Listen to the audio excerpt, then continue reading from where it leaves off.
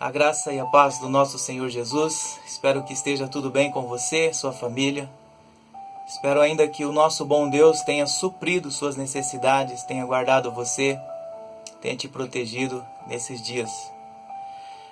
O apóstolo Paulo, escrevendo aos Romanos, no capítulo 1, verso 16, diz assim: Porque eu não me envergonho do Evangelho, pois é o poder de Deus para a salvação de todo aquele que crê, primeiro do judeu e também do grego.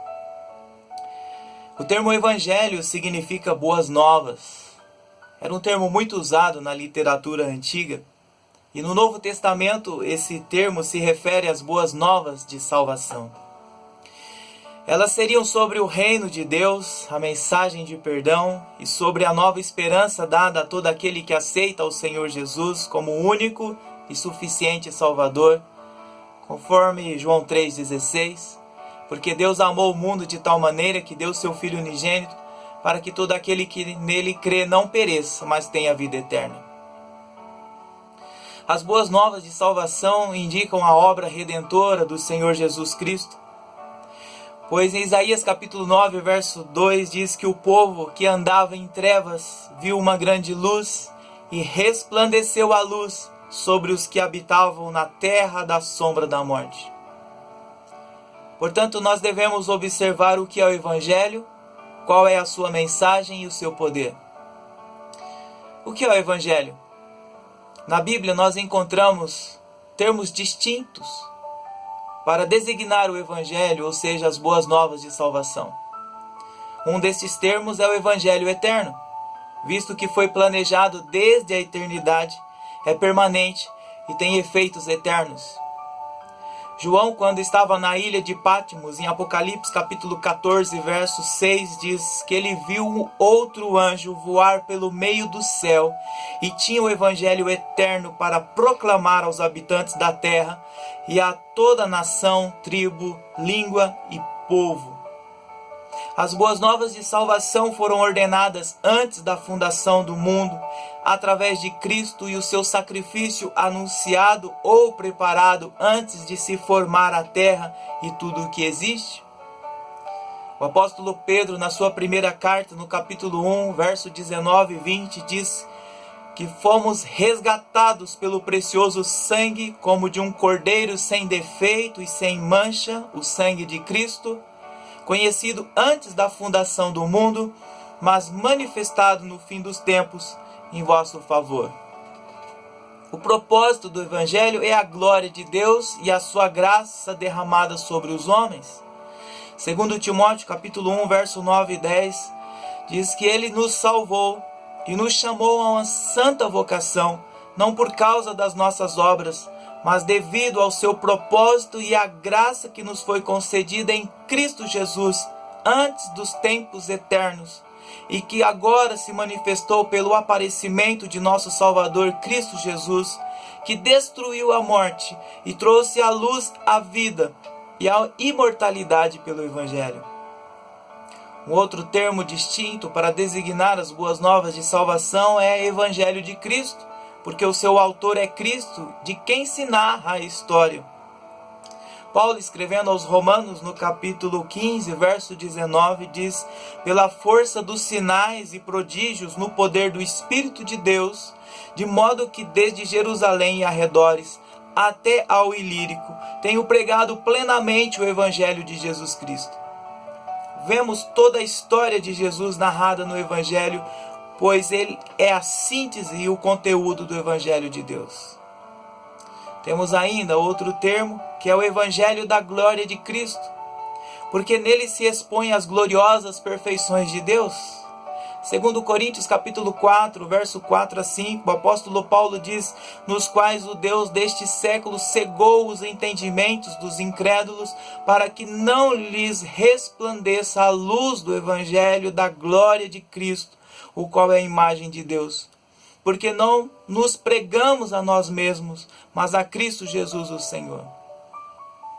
Outro termo para designar as boas novas de salvação é o Evangelho da paz e salvação, pois suas doutrinas promovem o nosso bem-estar presente e conduzem à glória eterna.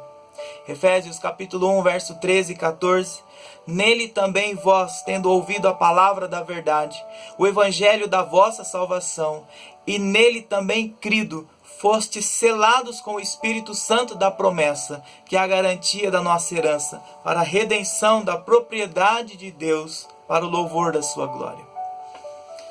Quando Paulo escreve aos Efésios, capítulo 6, verso 15, ele fala sobre um item importante na armadura de Deus, que é calçar os pés com o evangelho da paz. Somente calçados os pés com este evangelho da paz, poderemos anunciar a volta do nosso Redentor. Em Isaías capítulo 52, versos 7 e 8, está escrito que como são belos sobre os montes os pés dos que anunciam as boas novas, que proclama a paz, que anuncia coisas boas, que proclama a salvação, que diz a Sião, o teu Deus reina. Escuta, é a voz dos teus sentinelas. Eles levantam a voz, juntos exaltam, porque contemplam de perto a volta do Senhor a Sião. Nós temos ainda outro termo que é o evangelho do reino, pois trata do reino da graça e da glória. Em Mateus capítulo 4, verso 23, diz que Jesus percorreu toda a Galiléia, ensinando na sinagoga deles, pregando o evangelho do reino e curando todas as doenças e enfermidades entre o povo. Evangelho da graça é um outro termo que provém do livre amor de Deus. Atos 20, verso 24. Mas nem nada considero a vida preciosa para mim mesmo, contanto que eu complete a minha carreira e o ministério que recebi do Senhor Jesus, para dar testemunho do Evangelho da graça de Deus. Podemos resumir o Evangelho desta forma? Conforme Paul Washer escreve em seu livro O Poder do Evangelho e Sua Mensagem. De acordo com o beneplácito do Pai, o Filho Eterno, que é igual ao Pai e a exata representação de sua natureza, voluntariamente deixou a glória do céu, foi concebido pelo Espírito Santo no ventre de uma virgem e nasceu como homem Deus, Jesus de Nazaré. Como homem, ele andou nesta terra em perfeita obediência à lei de Deus. Na plenitude dos tempos, os homens o rejeitaram e crucificaram. Na cruz, ele carregou o pecado da humanidade e morreu em seu lugar. No terceiro dia, Deus o ressuscitou dos mortos. Tal ressurreição é a declaração divina de que o Pai aceitou a morte de seu Filho como sacrifício pelo pecado. Jesus pagou a penalidade pela desobediência do homem, satisfez as exigências da justiça e aplacou a ira de Deus. 40 dias após a ressurreição, o Filho de Deus ascendeu aos céus, assentou-se à direita do Pai e recebeu glória, honra e domínio sobre tudo. Lá, na presença de Deus, ele representa o seu povo e faz pedidos a Deus Pai em nome deles. Todos aqueles que reconhecem o próprio estado impotente de pecado e depositam a sua confiança em Cristo, Deus perdoará plenamente, declará-los-á justos e os reconciliará consigo mesmo. Esse é o Evangelho de Deus e de Jesus Cristo, o seu Filho. Entendendo o que é o Evangelho? Por isso, Paulo diz, eu não me envergonho dele. O que ele quis dizer?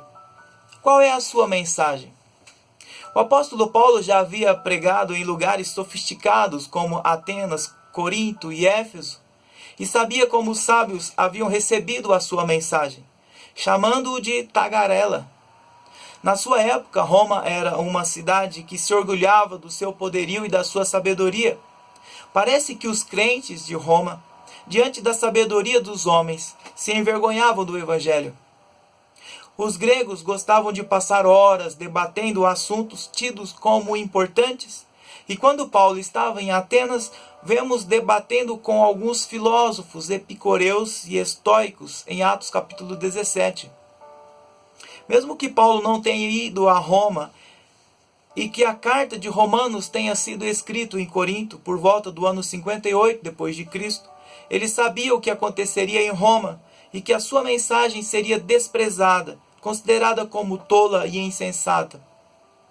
Paulo sabia que o evangelho que ele pregaria em Roma seria ridicularizado e as pessoas ignorariam a mensagem de salvação, mas ele não sentia nenhuma vergonha por anunciar a Cristo e este crucificado. Ele mesmo declara isso em 1 Coríntios capítulo 1, verso 23. Nós pregamos Cristo crucificado, que é motivo de escândalo para os judeus e loucura para os gregos. Vemos que sua fidelidade à chamada feita por Jesus Cristo no caminho de Damasco permaneceu até o fim de sua vida. Ele mesmo disse a Timóteo na primeira carta, ou melhor, na segunda carta de Timóteo, capítulo 1, verso 7, porque Deus não nos deu o espírito de temor, mas de fortaleza e de amor e de moderação. Os gregos baseavam a sua sabedoria no conhecimento herdados de seus próprios sábios, como por exemplo Sócrates, Platão e Aristóteles. O discurso no Areópago nos dá uma ideia da reação que os gregos teriam também em Roma. Porque quando ouviram falar em ressurreição de mortos, uns zombaram e outros disseram, sobre isso te ouviremos em outra oportunidade. Atos capítulo 17. A doutrina da ressurreição era desprezada, pois os gregos não criam na ressurreição dos mortos.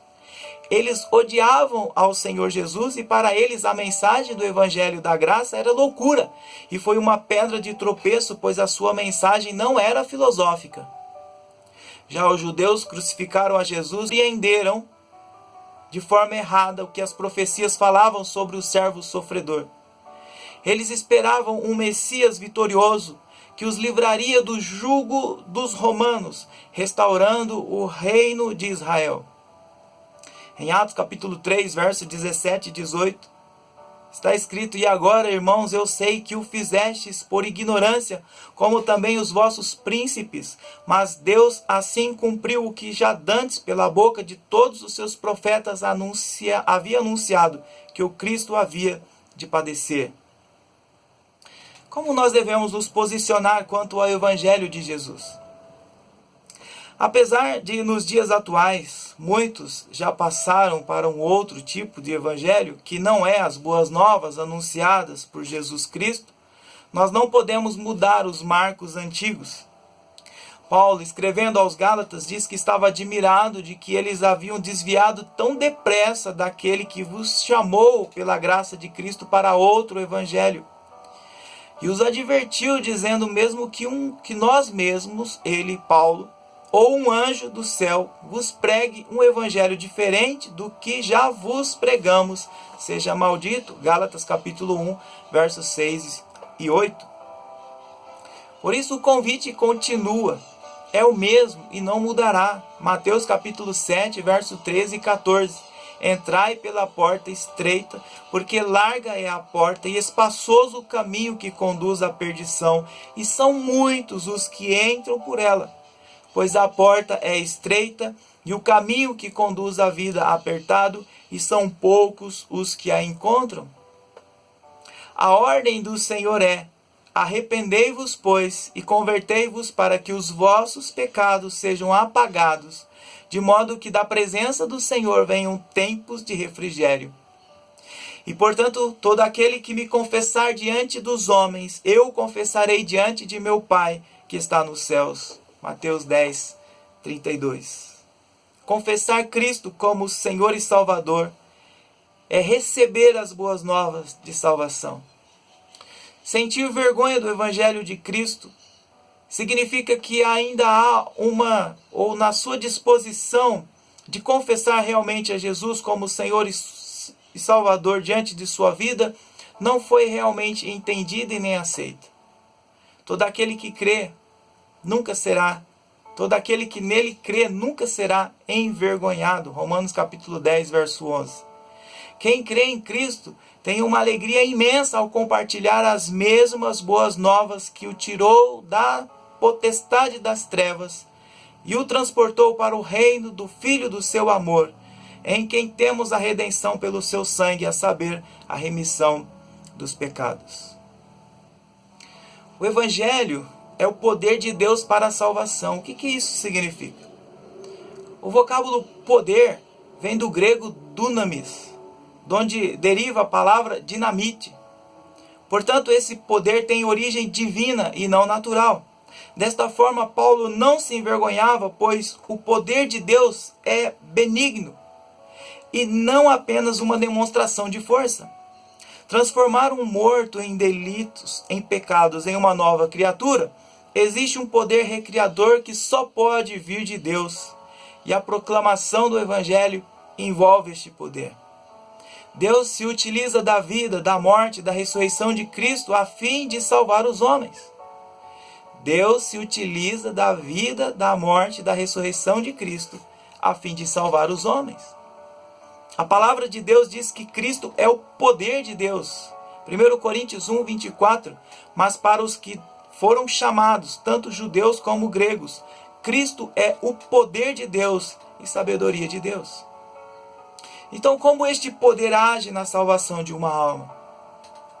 O pastor Arthur Pym disse que o pecado é muito mais do que uma atitude ou uma série de atitudes.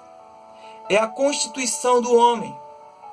O pecado cega o entendimento, corrompe o coração e separa o homem de Deus. É a vontade do homem que não escapou dos efeitos do pecado. A vontade está sob o domínio de Satanás. Portanto, a vontade não é livre. Em resumo, as afeições ama e a vontade escolhe de acordo com o estágio do coração. E visto que este é enganoso e desesperadamente corrupto, mais do que todas as coisas, não há quem entenda, não há quem busque a Deus. Nós entendemos que a salvação pertence ao Senhor. E é o poder de Deus que se manifesta na salvação das almas através das boas novas do Evangelho. Aquele que está morto em seus delitos e pecados, quando ouve o Evangelho, é convencido pelo Espírito Santo de sua condição desesperadora. Ele entende que é alvo do amor de Deus. Romanos capítulo 5, verso 8. Mas Deus prova o seu amor para conosco ao ter Cristo morrido por nós quando nós éramos ainda pecadores. Portanto, ele foi entregue à morte por causa das nossas transgressões e ressuscitado para a nossa justificação. Os que creem em Jesus Cristo e o recebem de coração sincero e quebrantado, é-lhes dado o poder de serem feitos filhos de Deus. João capítulo 1, verso 12. Sabemos que todos pecaram e separados estão da glória de Deus. Entretanto, Deus, para demonstração da sua justiça no tempo presente, para que ele seja justo e justificador daquele que tem fé em Jesus, salva o pecador e faz dele uma nova criatura. Assim que se alguém está em Cristo, nova criatura é. As coisas velhas já passaram, eis que tudo se fez novo. Veja bem, toda obra de salvação é feita por Deus através do seu Espírito Santo, pois é Ele que convence o pecador do pecado, da justiça e do juízo. Ninguém pode vir a mim se o Pai que me enviou não o trouxer. João 6,44. Nenhum sequer. Não há quem entenda, não há quem busque a Deus. Todos se desviaram, juntos se tornaram inúteis. Não há quem faça o bem, nenhum sequer. Não possuem nenhum temor de Deus. Romanos capítulo 3. Acho que um dos textos que não deixa nenhuma dúvida é Efésios capítulo 2, verso 8 e 9. Porque pela graça sois salvos, por meio da fé, isso não vem de vós. É dom de Deus, não vem das obras, para que ninguém se glorie. A cruz parecia a grande derrota de Deus, mas tem conquistado ao mundo, e é a força mais poderosa da face da terra. Pastor Robertson. Em síntese, o Evangelho não consiste apenas de palavras, mas também em poder e no Espírito Santo e em muita certeza. Pois é o poder de Deus. Ele revela a justiça de Deus e conduz à salvação a todos os que creem. Romanos 1, 16, 17. Ele é considerado como um depósito sagrado e Paulo estava sob ordem divina de pregá-lo. Então a ordem de Jesus Cristo para nós é: ide, fazei discípulos de todas as nações, batizando-os em nome do Pai, do Filho e do Espírito Santo, ensinando-os a guardar todas as coisas que eu vos tenho mandado. E eis que eu estou convosco todos os dias, até a consumação dos séculos. Mateus 28, 19 e 20. Não se envergonhe do Evangelho de Cristo, pois ele é as boas novas de salvação. Ele será uma pedra de tropeço para muitas pessoas que não crerão na loucura da pregação. Cristo é o poder de Deus para a salvação de todos os que nele crê. Através do Evangelho, ficamos conhecendo quem é o nosso Salvador e o que ele fez para nos tornar filhos de Deus. A obra de salvação é realizada por Deus mediante a fé. Não importa o que as pessoas vão pensar de sua lealdade a este Evangelho, que é escândalo e loucura, mas proclame-o todos os dias de sua vida. Todos devem saber, através da sua vida e das suas palavras, que também podem participar destas novas de grande alegria. Creia no Senhor Jesus. Clame pela sua misericórdia. Peça para que Ele te salve, para que Ele tenha misericórdia de você. E que este Evangelho das boas novas de salvação possa ser uma realidade na sua vida.